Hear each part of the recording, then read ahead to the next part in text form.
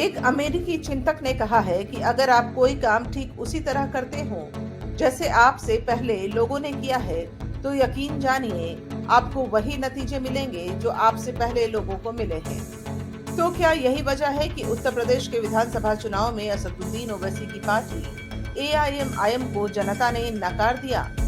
कहाँ चूक हो गई कि असदुद्दीन ओवैसी को प्रदेश की जनता ने नहीं स्वीकारा?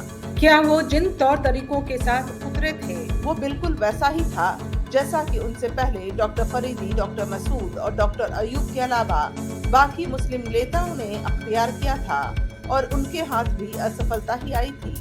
हालांकि ओवैसी ने मुसलमानों को उनके वोट के दम पर प्रदेश में पहला मुस्लिम उप मुख्यमंत्री बनाने का सब्ज़बाग दिखाया, लेकिन उनकी पार्टी पांव नहीं जमा सकी। ओवैसी ने वही किया जो पहले प्रदेश के कई मुस्लिम नेता कर चुके हैं। सबसे पहले बात करते हैं डॉक्टर फरीदी की मुस्लिम मजलिस की। 1960-70 के दशक में अम्बेडकरवादी विचारधारा से प्रभावित डॉक्टर जलील फरीदी ने वही प्रयोग किया था जो हालिया चुनाव में ओवैसी कर रहे थे। विधानसभा में मुसलमानों की नुमाइंदगी बढ़ाने और उन्हें सत्ता में हिस्सेदारी दिलाने की बात ओवैसी ने की। यही प्रयोग डॉक्टर फरीदी कर चुके थे। उन्होंने मुस्लिम मजलिस नाम से पार्टी बनाई थी। चौधरी चरण सिंह के साथ गठबंधन करके चुनाव लड़ा था। वो काफी हद तक तत्कालीन राजनीति को प्रभावित करने में सफल भी रहे थे। 1974 में उनकी पार्टी 12 सीटों पर जीत हासिल करने में कामयाब रही थी। उन्होंने ये सभी सीटें भारतीय क्रांति दल के टिकट पर जीती थी। उसी साल उनके देहांत के बाद उनकी बनाई मुस्लिम मजलिस ताश के पत्तों की तरह बिखर गई।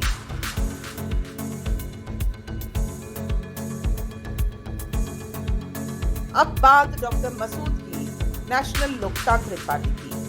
यह वो दौर था जब मायावती की सरकार थी।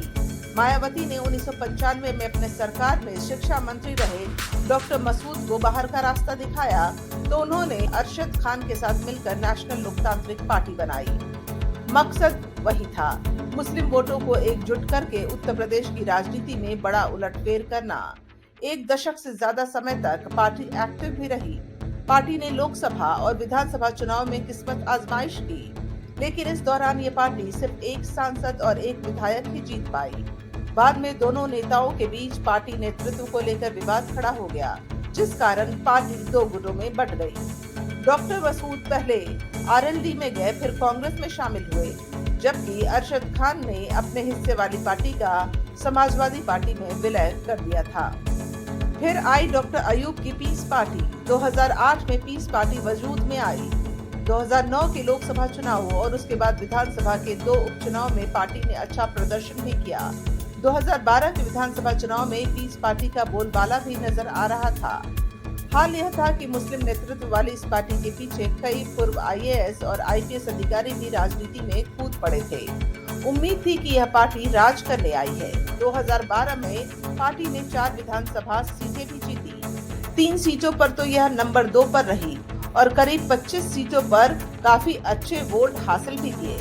लेकिन 2017 का चुनाव आते आते पार्टी कहीं खोसी गई। इसका भी वही हश्र हुआ जो मुस्लिम मजलिस और नेशनल लोकतांत्रिक पार्टी का हुआ था। अब बारी थी मौलाना आमिर रशादी की राष्ट्रीय उलेमा काउंसिल की। बाटला हाउस एनकाउंटर के मुद्दे की बुनियाद पर मौलाना आमिर रशादी ने 2008 में राष्ट्रीय उलेमा काउंसिल की नींव रखी। पार्टी ने 2009 के लोकसभा चुनाव और 2012 के विधानसभा चुनाव में किस्मत आजमाइश की। पार्टी की परफॉर्मेंस कहीं कहीं तो अच्छी भी रही। इसके बावजूद ये पार्टी कोई कमाल नहीं दिखा सकी। इस दल के भीतर भी खींचतान की राजनीति शुरू हो गई। आमिर रशादी और डॉक्टर अयूब ने अपनी साख बचाने के लिए गठबंधन भी किया, लेकिन अंजाम वही, ढाक के 3 पात। अब बात कर लेते हैं अंसारी बंधुओं की कौमी एकता दल की। जी हाँ, अंसारी बंधुओं का नाम आते ही मुख्तार अंसारी का चेहरा सामने आता है।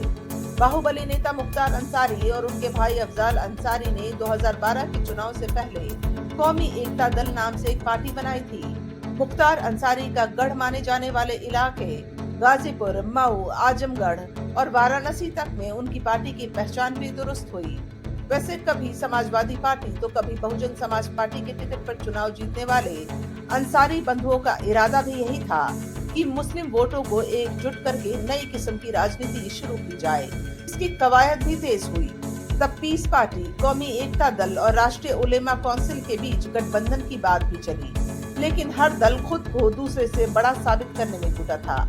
कौमी एकता दल को मुख्तार अंसारी और उनके भाई सिकबतुल्ला के नाम पर 2 सीटें भी मिली। बाद में 2014 के लोकसभा चुनाव से पहले अंसारी बंधुओं ने बहुजन समाज पार्टी में अपनी पार्टी का विलय कर लिया और यह कहानी भी यहीं थम गई।